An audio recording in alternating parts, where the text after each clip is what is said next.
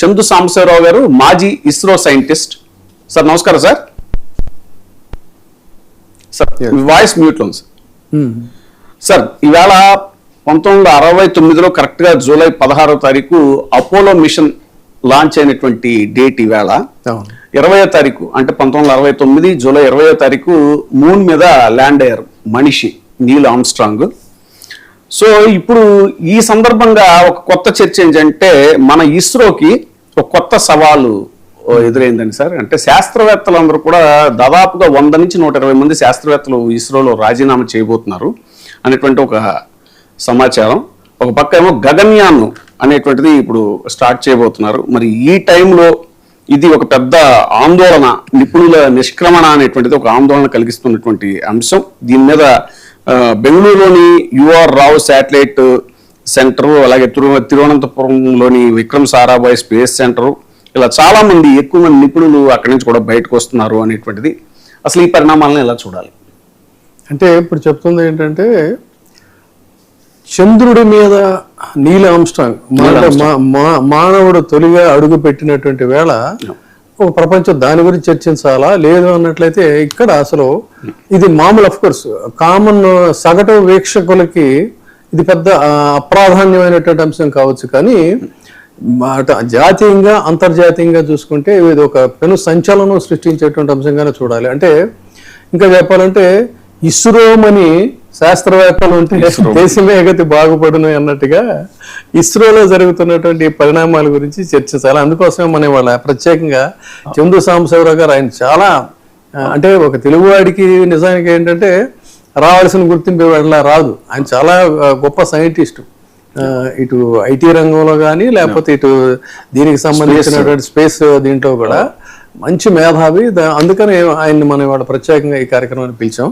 So వారిని ఈ విషయాలు అడిగే ముందు అసలు ఏం జరుగుతుంది ఇస్రోలో అంటే ఇప్పుడు చెప్పినట్టుగా గగన్యాన్ అనేటువంటి దీన్ని ఒక ప్రతిష్టాత్మకమైనటువంటి మనం ప్రయోగిస్తున్నటువంటి వేళ రాజీనామాలు చాలా గొప్ప శాస్త్రవేత్తలుగా పేరు తెచ్చుకున్నటువంటి వాళ్ళు, ఇందులో బాగా పనిచేసినటువంటి వాళ్ళు, చంద్రయాన్ విజయాలతో ప్రపంచ దృష్టిని మన ఇస్రో ఆకర్షించింది. అనేక ప్రైవేటు ఇవి కూడా మనకు వస్తున్నటువంటి ఇది చాలా దేశాలు మనతో అనుబంధంగా ఉంటున్న ఏది ఇస్రోతో వాళ్ళ రాకెట్లు కూడా మనం ప్రయోగిస్తున్నాం.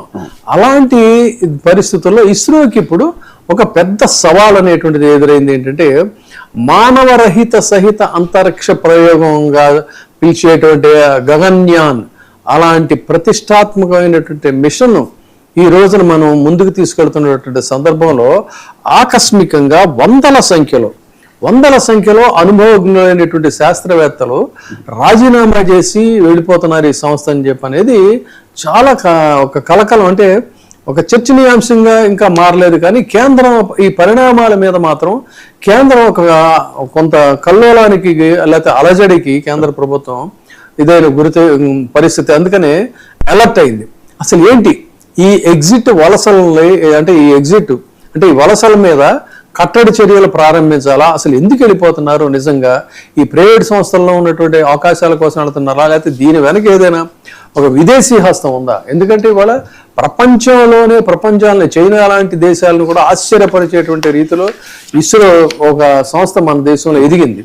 అనేక దేశాల నుంచి కూడా ఇక్కడి నుంచి ప్రయోగించాలి మా రాకెట్లు అని చెప్పని వాళ్ళు వస్తున్నటువంటి పరిస్థితుల్లో ఇవాళ దాదాపు 100 నుంచి 120 మంది వరకు కూడా కాకలు తీరినటువంటి శాస్త్రవేత్తలు, డజన్లలో కూడా కాదు 120 మంది వరకు కూడా ఈ శాస్త్రవేత్తలు వెళ్ళిపోయారనేటువంటిది తెలుస్తుంది. అంటే ప్రధాన కేంద్రాల మీద డెఫినెట్గా దీని ప్రభావం అనేది ఉంటుంది. ముఖ్యంగా ఇందాక చెప్పినట్టుగా బెంగళూరులోని యుఆర్ రావు శాటిలైట్ సెంటర్, యుఆర్ఎస్సి అంటారు అనుకుంటా దాన్ని, అదేవిధంగా తిరువనంతపురంలోని విక్రమ్ సారాభాయ్ స్పేస్ సెంటరు, ఇవి రెండు కూడా చాలా ప్రతిష్టాత్మకమైనటువంటి సెంటర్లుగా మనకు తెలుసు.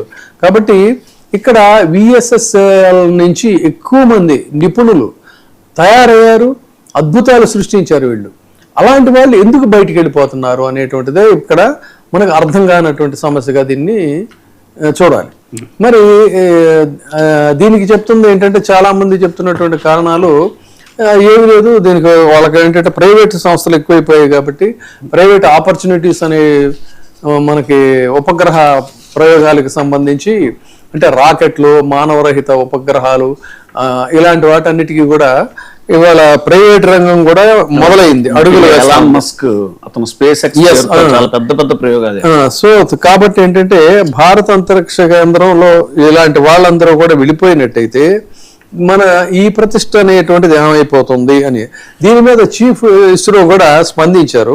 శాస్త్రవేత్తల రాజీనామాల మీద నారాయణన్ స్పందిస్తూ ఉద్యోగులు వెళ్ళడం అనేటువంటి సాధారణ ప్రక్రియలో భాగమే, కాకపోతే వాళ్ళ స్థానాన్ని మరొకళ్ళు భర్తీ చేస్తారని చెప్తున్నారు. కానీ ఇది తేలిగ్గా తీసుకునేటువంటి అంశంగా మనం దీన్ని చూడడానికి వెళ్ళలేదు. ఎందుకంటే స్పేస్ రేసులో భారత్కి ఇది ఒక పరీక్ష. ఇంత పెద్ద మొత్తంలో ఏదో ప్రైవేట్ రంగానికి ఎదుగుతున్నారు ఉన్నాయి కాబట్టి ఆ ప్రైవేట్ స్పేస్ సెక్టార్లో వీళ్ళకి ఆకర్షణీయమైనటువంటి జీతబత్యాలు అవన్నీ కూడా ఉంటున్నాయి కాబట్టి వెళుతున్నారు అనేది అది కాదు. ఇదేనా, లేకపోతే దీని వెనక ఏమైనా ఒక బలమైనటువంటి శక్తి, ప్రచ్ఛన్న శక్తి ఏదైనా పనిచేస్తుందా అనేది ఇవాళ. కాబట్టి దీని మీదే మనం ఇవాళ మన ప్రధానమైనటువంటి అంశంగా దీన్ని తీసుకొని సాంబశివరావు గారిని మనం అడిగి తెలుసుకుందాం. ఏం జరుగుతుందంటారు ఇస్రోలో, ఈ పరిణామాలన్నిటిని కూడా ఎలా చూడాలి? సో భవిష్యత్తులో ఇస్రో ఉనికి మరి ఏ విధంగా ఇది సస్టైన్ అవుతుంది, దీని మీద మీరు చెప్పండి. విజయబాబు గారికి, మోహన్ గారికి నమస్కారం. ప్రేక్షకులకు కూడా నేను మార్నింగ్ మనం మాట్లాడుకున్న తర్వాత విజయబాబు గారు ఇస్రో సెంటర్స్ తో బెంగళూరులో ఉన్న నా ఫ్రెండ్ తో మాట్లాడాను. Very senior officer, senior scientist. అలాగే త్రివేంద్రంలో నాతో పాటు పనిచేసి మా